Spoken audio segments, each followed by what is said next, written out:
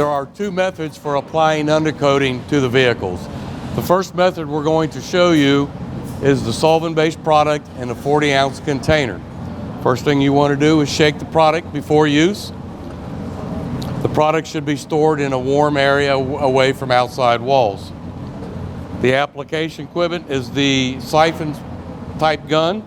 Should be equipped with a regulator because you're going to be spraying at 50 to 70 psi. Shake the product, remove the lid,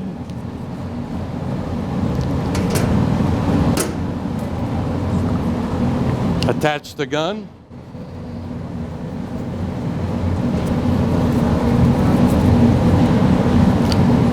hook it up to your air supply.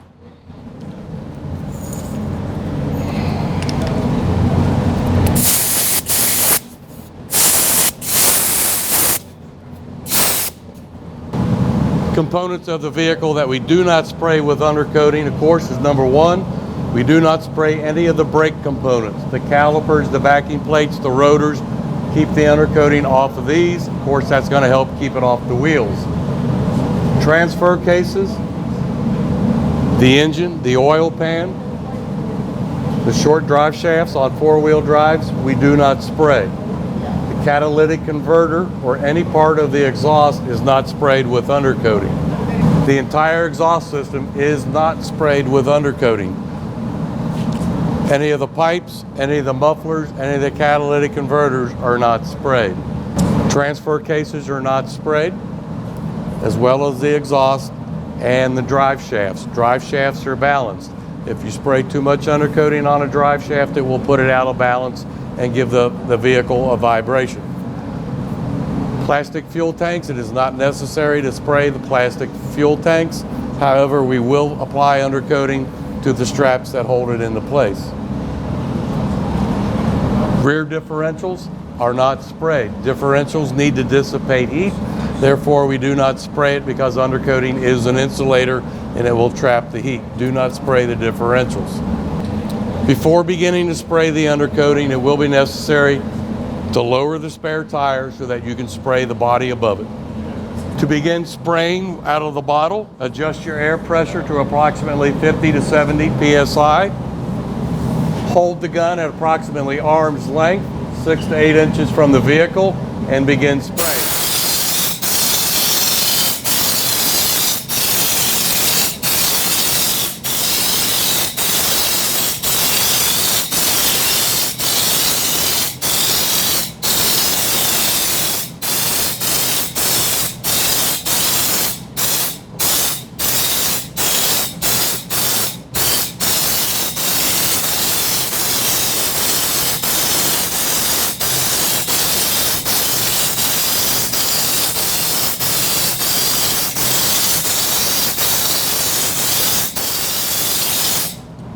Ensure complete and even coverage.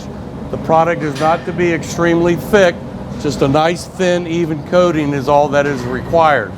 You'll want to spray in several different directions, from the sides, front to rear,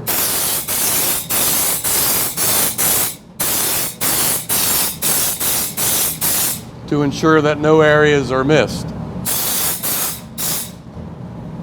It will take approximately 1 bottle of undercoating per average size vehicle to complete the job.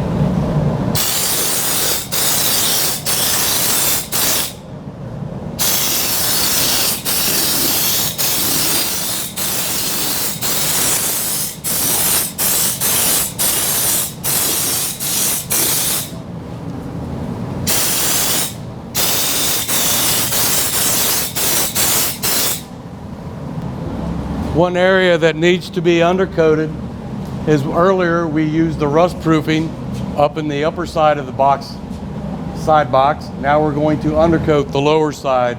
Approximately 1 foot up from the bottom is what needs to be undercoated.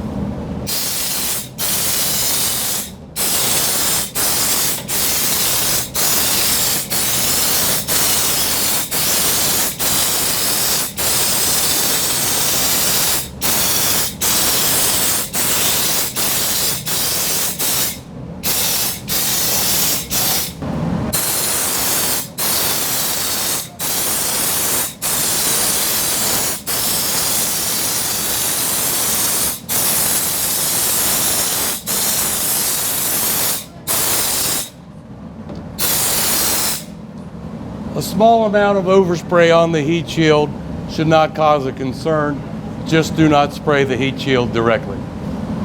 Ensure complete coverage of the entire sheet metal bottom of the vehicle, including the cab corners.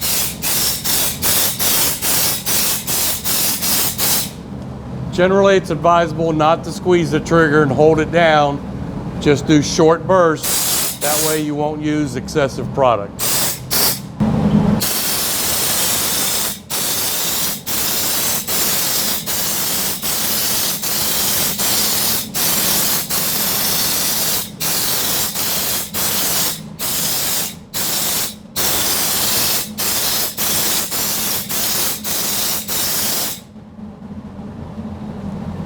The alternative method for applying undercoating is using the water-based undercoating out of the 55-gallon drum.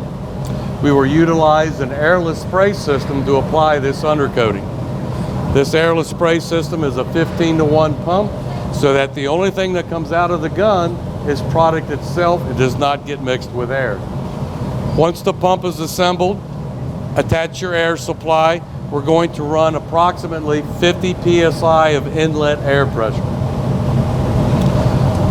That is adjusted using the regulator to get the proper pressure. The system should come with a drum lid to ensure that no water evaporates out of the product. Always ensure that this is in place and that no water or contaminants get down into the product. On the gun itself, it's very simple to use. When you're ready to spray, you just squeeze the trigger once you're pointing it at the vehicle. On an airless spray system, never point the gun at your skin or any part of your body and pull the trigger as it's under high pressure, and this will inject the undercoating under your skin. These guns come equipped with a reversa tip. This tip has a number designation to tell you how wide and how big the spray pattern is. We recommend a 319 or a 321 spray tip. This is what's called a reversa tip. When the arrow is pointing away from you, you are spraying a nice wide pattern. If the gun should ever clog, you reverse the tip so that the arrow is pointing towards you, and that will clear any clogs from the gun. At the end of the day, you want to remove the tip, clean it out with warm water, and replace it into the gun for next day's use. To begin spraying, keep the nozzle approximately 6 to 8, about a maximum of 12 inches from the vehicle. Squeeze the trigger and begin spraying. What you'll notice, the difference from this method to the can method, is this will be a lot faster and a lot more product will be coming out of the nozzle versus the siphon method. So it won't be necessary to go over the same area multiple times. In fact, if you go over the same area multiple times, you will use excessive product.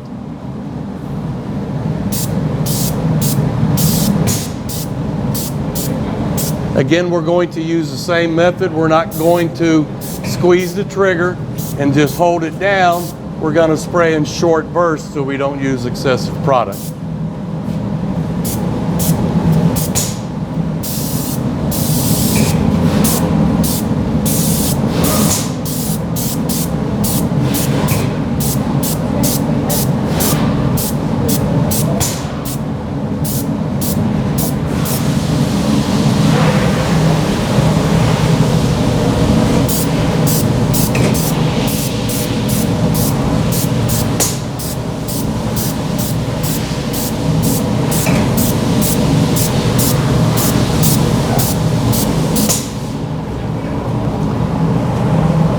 When spraying the water-based, it's imperative that the vehicle's skin temperature be close to room temperature, above 50 degrees Fahrenheit, and that the vehicle's body is dry with no dripping moisture. Being this is a water-based product, it has to be warm and the vehicle needs to be dry. In the winter months, this product will need to be 100% dry before the vehicle can be exposed to freezing temperatures. Dry time will depend on temperature and humidity, but is generally about 1 to 1.5 hours.